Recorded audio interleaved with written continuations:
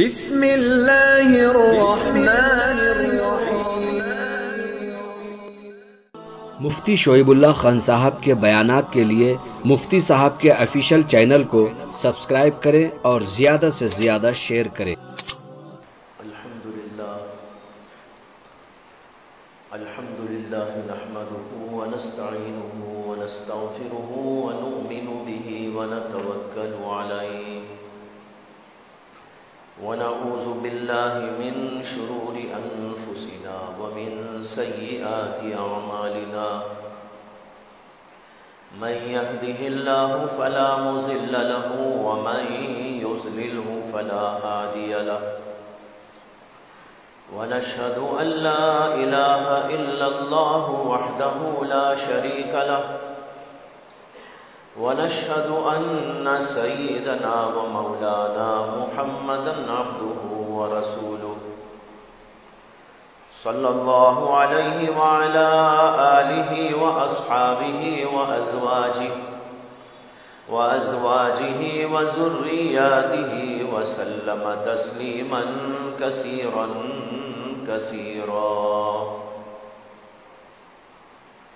أما بعد فأعوذ بالله من الشيطان الرجيم بسم الله الرحمن الرحيم ونفس وما سواها فألهمها فجورها وتقواها قد أفلح من زكاها وقد خاب من دساها وقال النبي صلى الله عليه وسلم ألا إن في الجسد لمضغة إذا صلحت صلح الجسد كله وإذا فسدت فسد الجسد كله ألا وهي القلب أو كما قال صلی اللہ علیہ وسلم۔ بزرگان محترم، دوستو، بھائیو، اس وقت میں نے قرآن کریم کی چند آیتیں اور نبی اکرم صلی اللہ علیہ وسلم کی ایک حدیث مبارکہ پڑھی۔ پہلے میں ان کا ترجمہ عرض کرتا ہوں، پھر اس کے بعد اسی سلسلے میں کچھ گزارشات۔ قرآن کریم میں اللہ فرماتے ہیں وَنَفْسٍ وَمَا سَوَّاهَا، قسم ہے نفس کی اور اس ذات کی جس نے اس کو بنایا ہے، یعنی اللہ۔ وَنَفْسٍ وَمَا سَوَّاهَا، نفس کے معنی تو ہم جانتے ہیں، وما سواہا، اور جو اس کو بنانے والا ہے وہ ہے اللہ۔ اللہ نے قسم کھائی اپنی بھی اور نفس کے بنانے نفس کی بھی، نفس کی قسم، نفس کے بنانے والے کی قسم۔ فَأَلْهَمَهَا فُجُورَهَا وَتَقْوَاهَا، جس ذات نے نفس کو بنایا اس کی قسم، اور جس نے اس نفس کے اندر فجور اور تقوی کا الہام کیا اس کی قسم۔ یہ قسمیہ جملے ہیں۔ قسم کھانے کے بعد اللہ تعالیٰ کہتے ہیں قد افلح من زکاہا وقد خاب من دساہا۔ جس آدمی نے اپنے نفس کی اصلاح کر لی، اس کا تزکیہ کر لیا، اس کو پاک و صاف بنا لیا، وہ کامیابی کی منزل کو طے کر لیا۔ اور جس آدمی نے کہ اپنے نفس کی اصلاح نہیں کی اور اس کو گناہوں میں لکھڑائے رکھا، وہ آدمی خائب اور خاسر ہے، یعنی انتہائی نقصان کی زندگی کر رہا ہے۔ یہ ہے آیات۔ ان آیات کے اندر اللہ تعالیٰ نے پہلے تو نفس کی قسم اور پھر اپنی قسم کھائی، اور پھر اس کے بعد ایک اہم ترین بات بیان فرمائی۔ اور کیا بات فرمائی؟ قد افلح من زکاہا وقد خاب من دساہا۔ جس نے نفس کی اصلاح کر لی وہ کامیاب ہو گیا، اور جس نے اپنے نفس کی اصلاح نہیں کی اور وہ ویسے ہی گناہوں میں لگا رہا، وہ آدمی خائب اور خاسر ہو گیا۔ میں نے حدیث کی تلاوت کی تھی آپ کے سامنے، اس کا ترجمہ یہ ہے کہ نبی اکرم صلی اللہ علیہ وسلم ارشاد فرماتے ہیں، الا ان فی الجسد لمضغہ، کان کھول کر سن لو کہ جسم کے اندر ایک لوتھڑا ہے، یعنی گوشت کا ٹکڑا ہے۔ وہ ایسا ٹکڑا ہے اذا صلحت صلح الجسد کلہ، کہ جب وہ ٹھیک ٹھاک رہتا ہے، یعنی اس کے اندر کی گندگیاں، برائیاں، عیب اور کھوٹ اور گناہوں کے جذبات ختم ہو جاتے ہیں اور وہ پاک و صاف ہو جاتا ہے، تو جسم کا پورا نظام بھی درست رہتا ہے۔ جب وہ جسم کا لوتھڑا صحیح اور سالم رہتا ہے تو پورے جسم کا نظام صحیح سالم رہتا ہے۔ وَإِذَا فَسَدَتْ فَسَدَ الْجَسَدُ كُلُّهُ، اور جب وہ خراب ہو جاتا ہے، اس کے اندر بیماریاں آ جاتی ہیں، اس کے اندر گناہوں کے جذبات آ جاتے ہیں، اس کے اندر دنیا کی محبتیں گھس جاتی ہیں، اللہ سے دوریاں آ جاتی ہیں، آخرت کی فکر اس سے نکل جاتی ہے۔ اس طرح یہ جسم کا لوتھڑا اور ٹکڑا برائیوں میں گرفتار ہو جاتا ہے، تو فرمایا فسد الجسد کلہ، تو جسم کا بھی پورا نظام ٹھپ ہو کے رہ جاتا ہے۔ وہ کیا ہے لوتھڑا؟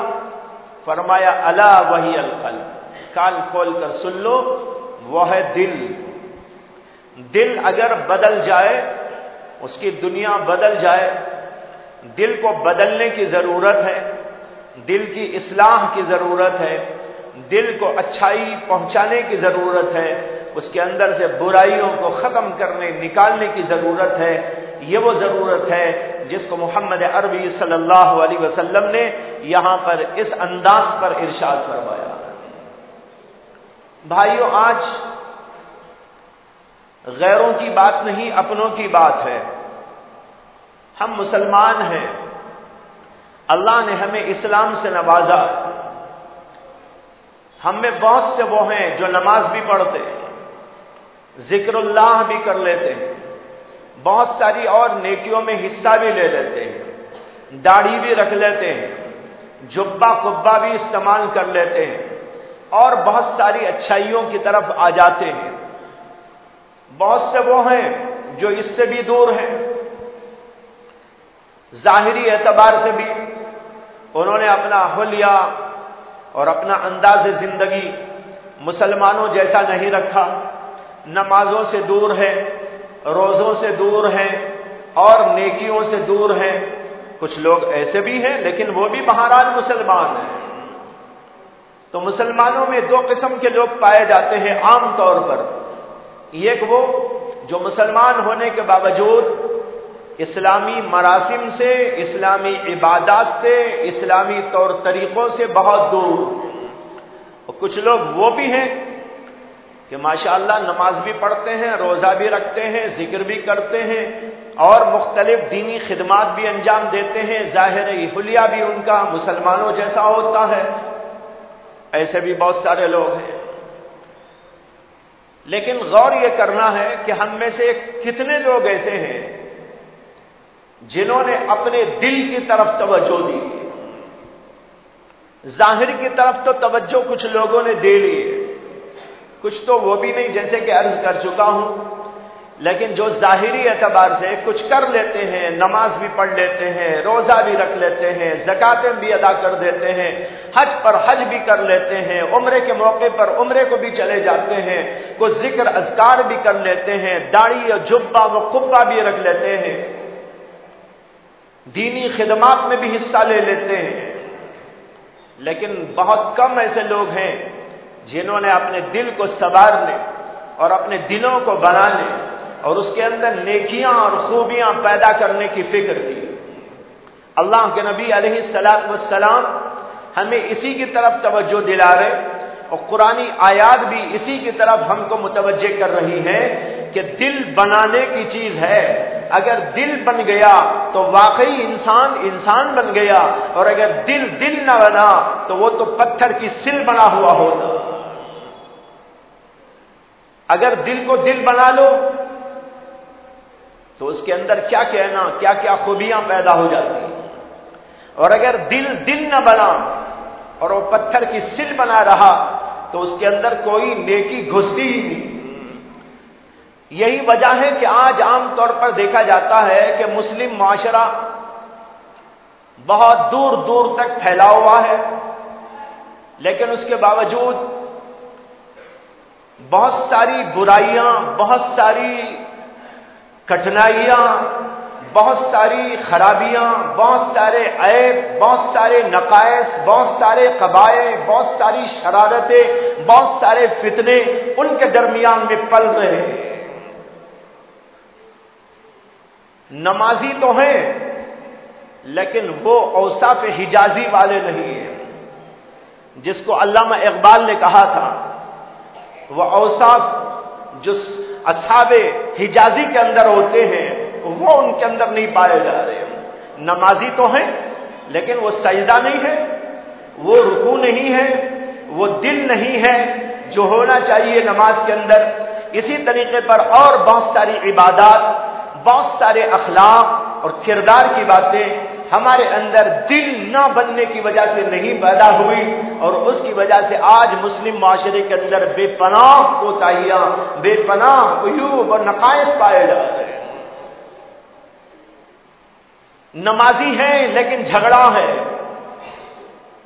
نمازی ہیں لیکن بھائی میں ٹکراؤ ہے، ماشاءاللہ جبہ قبہ بھی ہیں لیکن اس کے باوجود ایک دوسرے کے حقوق کو مارنے کے لیے تیار بیٹھے ہوئے، غیبتیں جاری ہیں، چغلیاں جاری ہیں، اور ایک دوسرے کو مارنے مرنے تیار ہیں، ایک دوسرے کی عزتوں کو لوٹنے کے لیے تیار ہیں۔ غور کرنے کی بات ہے کہ ہم ظاہری اعتبار سے تو کچھ کر رہے ہیں، لیکن اگر دل نہیں بنا تو یہی سب کچھ ہوتا ہے جس کی طرف اشارہ دیتے جا رہا ہوں۔ کچھ لوگ ایسے دیکھے گئے ماشاءاللہ ان کی نماز کبھی فوت نہیں ہوتی، اور داڑیاں بھی موجود ہیں، دین کے بہت سارے کاموں میں ان کی حصہ داری بھی ہے، لیکن اپنی بہنوں کا حق وراثت میں دبائے بیٹھے ہیں، بہنوں کا حق نہیں دیتے۔ بہنیں فقیر ہو گئی، باپ نے جائیداد چھوڑی، اربوں خربوں کی چھوڑی، بھائیوں نے اس کے اوپر قبضہ جمایا، دین کے کاموں میں بھی حصے داری لگ رہی ہے ان کی، لیکن ان کی بہنیں تڑپ رہی، فقر و فاقے میں گرفتار، پریشان حال ہے، ان کے بچے پریشان حال ہیں، کچھ ان کو مل جائے لیکن اس کے باوجود بھائی دینے کو تیار نہیں۔ میں آپ کو بتانا چاہتا ہوں کہ نماز ان کے پاس موجود ہے، داڑھی ان کے پاس موجود ہے، بظاہر دینی خدمت بھی ان کے پاس موجود ہے، لیکن اس کے باوجود بہنوں کا حق جو دبائے بیٹھے ہیں، یہ کس لیے ہو رہا ہے؟ یہ اس لیے ہو رہا ہے کہ ظاہر کو انہوں نے بنایا، دل کو نہیں بنایا۔ اگر دل بن جاتا، میں آپ کو یہ بھی پہلے ہی بتا دوں کہ دل کب بنتا ہے؟ دل اس وقت بنتا ہے جب وہ دل اپنے اندر اللہ کی محبت کو سما لیتا ہے، جب اس کے اندر اللہ کا خوف سما جاتا ہے، جب اس کے اندر آخرت کی فکر پیدا ہو جاتی ہے، جب حقوق کو ادا کرنے کی فکر اس کے اندر پیدا ہو جاتی ہے، تب جا کر وہ دل بنتا ہے۔ دل کو دل بنانے کے لیے بڑی محنتیں درکار ہوتی ہیں۔ ظاہر کو بنانا تو آسان ہے، اصل تو باطن کو بنانا ہے۔ حضرات انبیاء اکرام علیہم السلام نے دلوں کو دل بنانے کی محنت کی، اور ہم نے صرف ظاہر تک اکتفا کر لیا۔ میں یہ نہیں کہہ رہا ہوں کہ یہ ظاہری نمازیں، یہ ظاہری جبہ و قبہ، یہ ہماری داڑھیاں، یہ ہماری تسبیحات، یہ سب بیکار چلی گئی، بات یہ نہیں ہے۔ बात यह है कि उनके साथ एक और चीज होनी चाहिए थी जिसकी तरफ हमने कोई तवज्जो नहीं दी। हमारे दिलों में हमदर्दी नहीं है, हमारे दिलों में गमखारी नहीं है, हमारे दिलों के अंदर प्यार नहीं है, हमारे दिलों में मोहब्बत नहीं है। एक हदीस में आता है कि नबी अकरम सल्लल्लाहु अलैहि वसल्लम ने इरशाद फरमाया कि तुम उस वक्त तक जन्नत में दाखिल नहीं हो सकते जब तक कि तुम ईमान न ले आओ, और तुम उस वक्त तक ईमान कामिल अपने अंदर नहीं ला सकते जब तक कि तुम में आपस में एक दूसरे से प्यार और मोहब्बत न पैदा हो जाए। बुखारी की हदीस है। देखिए तरतीब, अल्लाह के नबी क्या फरमा रहे, तुम उस वक्त तक जन्नत में नहीं दाखिल हो सकते जब तक कि तुम ईमान वाले नहीं होते। अब सवाल हुआ ईमान वाले कब होंगे? अल्लाह के नबी कहते हैं तुम ईमान वाले उस वक्त तक नहीं हो सकते जब तक कि तुम आपस में एक दूसरे से प्यार नहीं करते। और फिर फरमाया, क्या मैं तुमको बताऊं कि तुम में आपस में प्यार और मोहब्बत कैसा पैदा हो सकता है? इसका एक गुर समझा दूं, एक इसका खास नुक्ता तुमको बता दूं। लोगों ने कहा या रसूल अल्लाह जरूर फरमाए। नबी अकरम सल्लल्लाहु अलैहि वसल्लम ने फरमाया कि तुम्हारे में आपस के अंदर प्यार और मोहब्बत पैदा होने के लिए आपस के अंदर सलाम का रिवाज डालो, प्यार और मोहब्बत पैदा हो जाएगी। मैं बताए रहा हूं, दिलों में मोहब्बत होना चाहिए। एक मुसलमान दूसरे मुसलमान से मोहब्बत करता है, प्यार रखता है, एक दूसरे के साथ हमदर्दी रखता है, एक दूसरे की गमखारी करता है। एक हदीस में आता है कि नबी अकरम सल्लल्लाहु अलैहि वसल्लम के पास एक सहाबी गए जिनका नाम था हजरत जाबिर। उन्होंने अल्लाह के नबी अलैहिस्सलाम से बैअत की। वो कहते हैं कि मैंने अल्लाह के नबी सल्लल्लाहु अलैहि वसल्लम के हाथ पर बैअत की। किन बातों पर? कहते हैं नमाज को कायम करने पर, ज़कात के अदा करने पर, व नुस्ही लिकुल्ली मुस्लिम, और हर मुसलमान के लिए हमदर्दी व गमखारी करने पर। मुसलमान मुसलमान के साथ हमदर्दी करे। अल्लाह के नबी इस पर बैअत लेते थे। जब बैअत का सिलसिला होता था, अल्लाह के नबी सल्लल्लाहु अलैहि वसल्लम नमाज की बैअत लेते थे, ज़कात की बैअत लेते थे, और चीजों की बैअत लेते थे, और उसी के साथ ये भी बैअत लेते थे मुसलमान मुसलमान के साथ हमदर्दी करे, गमखारी करे, उसके साथ में अच्छा सलूक करे, उसके साथ प्यार और मोहब्बत से रहा करे। अल्लाह के नबी का ये भी मामूल। हमने ये समझ लिया कि सिर्फ नमाज पढ़ लेना के नाम दीन है, और जी चाहे न चाहे कुछ उल्टा सुधा ज़कात में कुछ दे दे, ये हमारा कामिल ईमान हो गया है। और अल्लाह ने माल पैसा दे दिया है, लोगों का हम हक अदा करें कि न करें, हर साल हज के लिए चले जाया करें। इधर बहनें तड़प रही हो और दम जो है बहुत सारे लोग फक्र फाके में मुब्तला हो, इधर कुछ और लोग जो है मुताल्लिकीन ऐसे हो जिनके साथ हमदर्दी व गमखारी करनी थी, लेकिन नहीं, हमें तो उस तरफ नहीं देखना है, हमें तो लोगों को बताना है हम इतने बड़े हाजी साहब हैं, हम इतने बड़े उमरी साहब हैं। अगरचे लोग बोलते नहीं उमरी साहब, लेकिन मैं बोल रहा हूं हाजी साहब, उमरी साहब। मैं एक दफा गोवा गया था, वहां कुछ बयानात के सिलसिले में, तो एक साहब मेजबान थे मेरे। मैं उनके घर में दाखिल होने के बाद बैठकर उनसे पूछा कि भाई आपका नाम? तो उन्होंने कहा मेरा नाम है इमाम ज़काती। मैंने कहा आपके यहां नमाजी कौन है? तो उनका नाम था ज़काती। तो खैर बहरहाल लोग जो है हाजी साहब, मैं बहुत बड़ा हाजी हूं।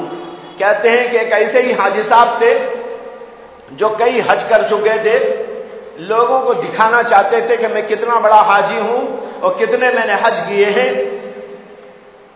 तो उनके यहां कोई मेहमान आ गए, तो उन्होंने अपने बेटे से कहा कि भाई मेहमान आए हैं, हमारे चौथे हज के खजूर और पांचवें हज के का पानी पिलाओ। अब देखो मेहमान की मेहमान नवाजी ये बोलने से थोड़ा ही होती है, खिला देते पिला देते किस्सा खत्म। लेकिन कह रहे हैं कि चौथे हज के खजूर लाओ, पांचवें हज का पानी लाओ। بتانا ہے میں نے اتنے حج کر لیے. ہمارے بہت سے اکابرین ایسے گزرے کہ وہ حج کو جا کر واپس بھی چلے آتے لیکن لوگوں کو پتہ بھی نہ چلتا تھا کہ یہ حج کو جا کے آ گئے. اب تو لوگ اپنے ویڈیو نکال رہے ہیں اور اپنے تصویریں نکال رہے ہیں, اخبارات میں دے رہے ہیں, فلاں صاحب حج کو جا رہے ہیں, فلاں صاحب حج کو جا رہے ہیں, میں حج کو جا رہا ہوں, اور اس کا اشتہار, اس کی تشہیر. بھائیوں, جو اللہ والے ہوتے ہیں وہ یہ نہیں کیا کرتے. ان کا کام تو ہوتا ہے اللہ کو راضی کرنا, مخلوق کو بتانا نہیں ہوا کرتا.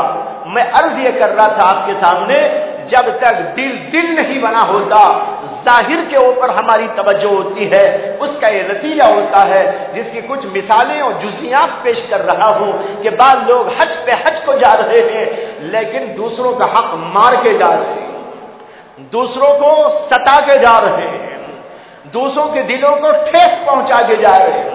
اللہ ایسے حجوں کو قبول نہیں کرتے, اللہ ایسے عمروں کو قبول نہیں کرتے, بلکہ اللہ تو ایسی نمازوں کو بھی قبول نہیں کرتے جس میں کسی کا حق مارا گیا.